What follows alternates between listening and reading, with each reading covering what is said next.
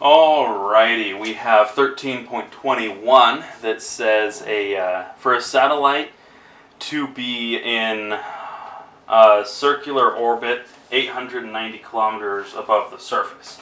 And then there's a few parts to it, so let's just go ahead and write that our circular orbit is 890 kilometers above the surface. So the first part, part A, asks us what is the orbital speed that it must have given its distance above the surface. So we know that our orbital velocity is given as the square root of our gravitational constant times the mass of our gravitational particle, in this case the Earth, over the distance in meters that's important between them.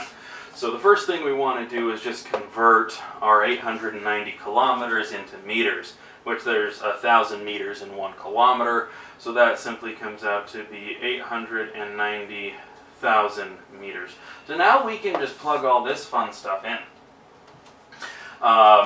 We have the square root of our gravitational constant, which is 6.67 times 10 to the negative 11, times the mass of the Earth, which is 5.97 times 10 to the 24 kilograms.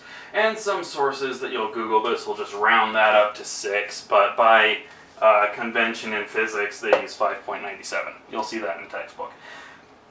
And then the radius, or the distance between the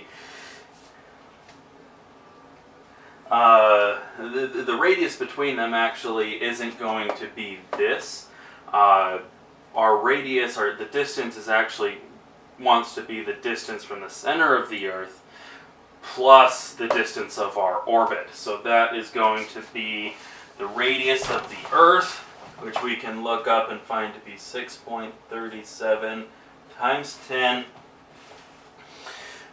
to the 6 meters plus 890,000 meters. So now we have the square root of 3.98 times 10 to the 14 over 7.3 times 10 to the 6. And this 3.98 times 10 to the 14, honestly, I would just commit to memory, because throughout the whole rest of this chapter, we're going to be using a lot of the gravitational constant times the mass of the Earth. And that would just be really handy to, again, commit to memory. 3.98 times 10 to the 14. So, we do that math right there.